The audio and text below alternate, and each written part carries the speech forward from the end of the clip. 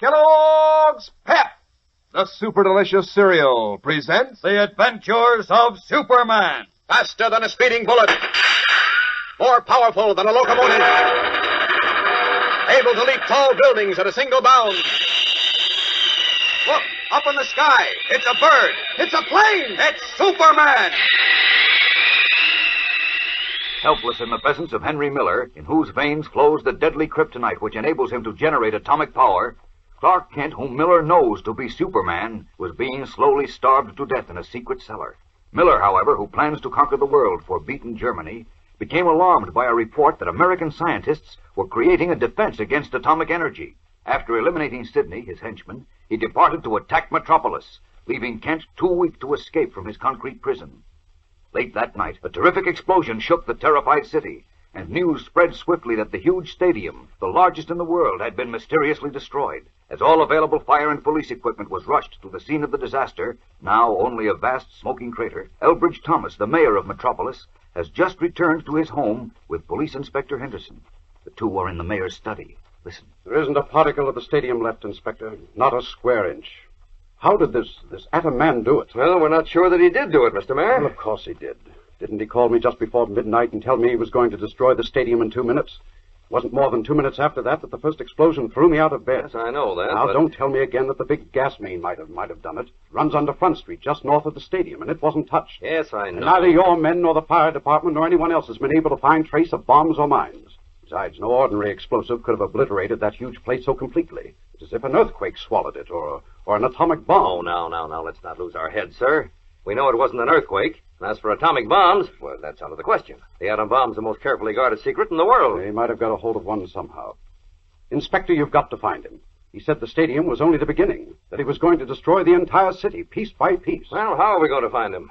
We don't know who he is or even what he looks like. Our only hope is that he'll telephone you again tonight as he said he would. And if he does, we can trace the call. I've got men at the telephone exchanges and squads waiting at all parts of the city so we can cover any position quickly. If he was clever enough to do what he did tonight, I'm afraid he's too clever to be caught that way. Look, you said the Daily Planet had mentioned something to you about an atom man. Yes, but there's nothing to it.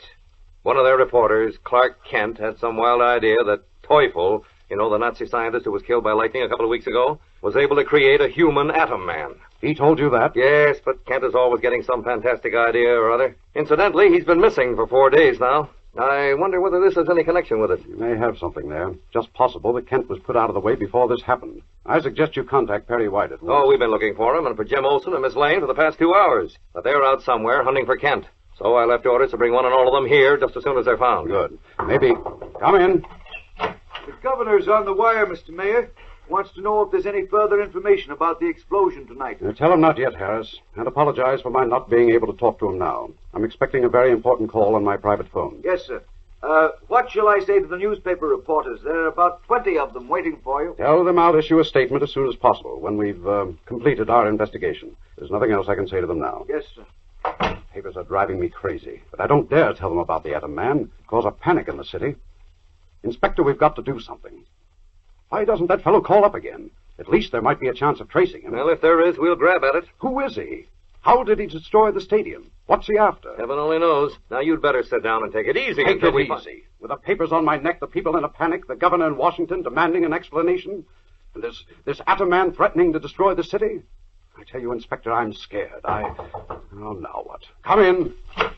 Mr. Perry White, editor of the Daily Planet, is here to see Inspector Henderson. Oh, good. Send him right in, please. Yes, sir. Right in here, Mr. White. Come on, Olson. Oh, good evening, Mr. Mayor. Or I guess it's good morning. Hello, Perry. Hello, Mr. White. Jim? Hi, I Inspector. understand you wanted to see us, Inspector. Yes, I did. By the way, Mr. Mayor, this is Jim Olson, one of my reporters. Oh, pleased to meet you, Mr. Mayor. How are you? Look, Perry, what do you know about the atom man? The atom man. Oh, you mean Henry Miller?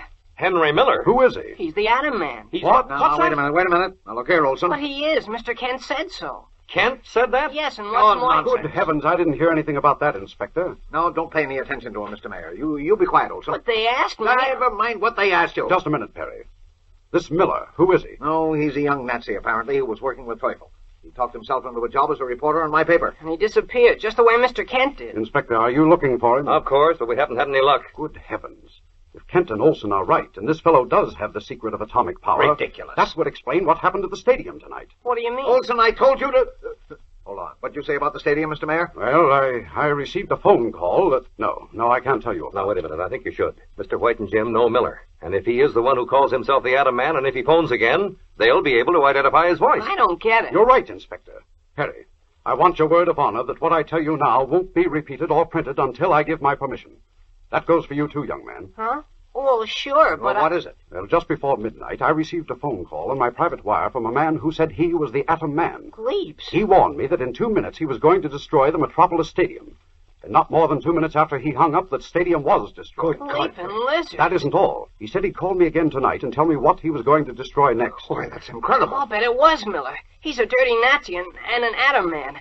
That would explain how every inch of that big stadium could have been wiped out. Besides... That might be him now. Wait a minute. Don't answer yet. Mr. White, Jim, come over here closer to the phone. Hold that receiver away from your ear, Mr. Mayor, so we can hear his voice. All right. If it is Miller, your men will be trying to trace the call, won't they? Yes, there's a man in the basement now tapped in on your private wire. He's already flashed a word to every exchange of the city that there's a call coming in. Now just try to keep him talking as long as possible. Stall him all that you can. Okay, answer it. Well, here goes. Hello? Is this Mayor Thomas? Yes, who's calling? This is the Atom Man. It's him, Miller. Quiet, will you? Go ahead, keep him talking. Who did you say? You heard me. I said I'm the Atom Man. I kept my promise about the stadium, didn't I? Now listen to me while I tell you what's going to happen next. Before the new day dawns, you will be responsible for a terrible catastrophe. Tensely, Perry White, Inspector Henderson, and Jimmy Olsen lean over the mayor's shoulder to hear what Henry Miller, the Atom Man, is about to say. We'll return in a moment to find out what it is. But first, let's stand by for a word from Dan McCullough. You know, gang, I'll bet you'd have a hard time if someone asked you to pick out your favorite comic button from the new series that now comes in packages of Kellogg's Pep. Maybe you'd say Smokey Stover is the funniest with his wide, toothless grin and his crazy fireman's cap. And you like K.O. because, well, he's a kind of tough-looking character with his oversized black derby hat. But Superman would probably get the most votes because he's so doggone handsome with his red cape flying in the wind. Of course, no matter which is your favorite, you'll want to collect all 18 different buttons. You'll want the fun of looking for your prize when Mom opens a new package of Pep. And you'll want still more fun trading duplicates with your pals. And you wouldn't want to miss the thrill of wearing your buttons pinned on your jacket or dress or cap so that everybody can see how many you've collected. So how about asking Mom right now to be sure to get you some of that super delicious whole wheat flake cereal, Kellogg's Pep. That's the only way you can get these swell buttons, you know. You don't send in either money or a box top. Ask Mom for P-E-P, Pep, made by Kellogg's of Battle Creek. Now back to the adventures of Superman. In the study of Mayor Thomas's home, Editor Perry White, Police Inspector Henderson, and Jimmy Olsen leaned tensely over the mayor's shoulder to hear the voice of Henry Miller, the Atom Man, at the other end of the wire. Now get this, Mr. Mayor. Something much worse than what happened to the stadium is going to take place. Unless you do as I say. Oh, it's Miller, all Will you right. be quiet, Olsen? Well, what about the stadium? And who did you say this was? Quit stalling. I know you're trying to trace this call, No, but it won't do you any good. Now, this is going to be short and sweet. Listen. First, I want you to haul down your dirty American flag from City Hall and raise the German swastika. What? Why, that... Quiet. Yes. I want to see the swastika over the City Hall when the sun rises. If it's there, I'll call and tell you what to do next. But if it isn't there, everyone in Metropolis will die tomorrow night. If you don't want every man, woman, and child in your city to drown like a rat, you'll do as I say. Goodbye. No, wait. Hello. Listen. Hello. He hung up. Godfrey, are you sure that was Miller? Oh, sure it was. Yes. All right, now we know who he is and what he looks like. Now, if the call was traced, well, that must be headquarters. Let me take it, please. Inspector Henderson speaking. Now, this is Healy, Inspector. Yes, Healy, did you trace that call? Yes, sir. It came from a pay booth in Central Station. Oh, there'll be a mob there even at this time of night. But hold everyone, Healy. Don't let a soul out of that station until I get there. Hurry. Okay. Come on, Mr. White. You too, Jim. Wait, Inspector. What are you going to do? Now, Miller called from the Central Station. We've got to get him. I'll let you know what happens. Come on, Mr. White. Jim, let's go. Followed by Perry White and Jimmy Olsen, Inspector Henderson rushes from the mayor's house. None of them aware that the Atom Man has changed his appearance since he left the Daily Planet. Only Clark Kent knows that, but Kent at this moment is 55 miles away, a prisoner with 2 dead men, Sidney and his servant Gito, in the secret concrete cellar under the garage of Sidney's country house. Weakened by Miller's atomic power and starvation, Kent still feebly throws himself against the thick walls in a hopeless attempt to break through.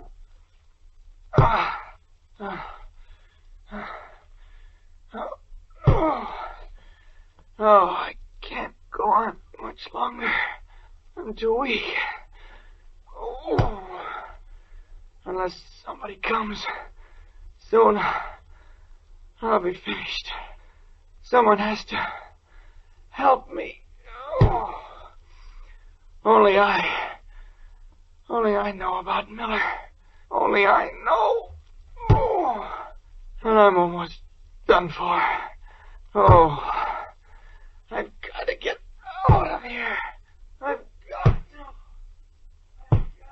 What will happen? Kent, who is Superman, is nearing death in a concrete tomb.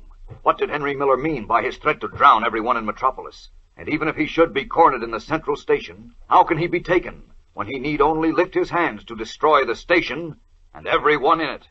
Fellows and girls, something startling and surprising happens tomorrow, so don't miss it. Tune in, same time, same station, for the adventures of Superman. Faster than a speeding bullet. More powerful than a locomotive. Able to leap tall buildings at a single bound. Look, up in the sky. It's a bird. It's a plane. It's Superman. Fellows and girls, be sure to follow the adventures of Superman, brought to you every day, Monday through Friday, same time, same station, by the grand old Kellogg Company of Battle Creek. And for other thrilling adventures of Superman, see your local newspaper. Superman is also a copyrighted feature appearing in Superman DC Publications.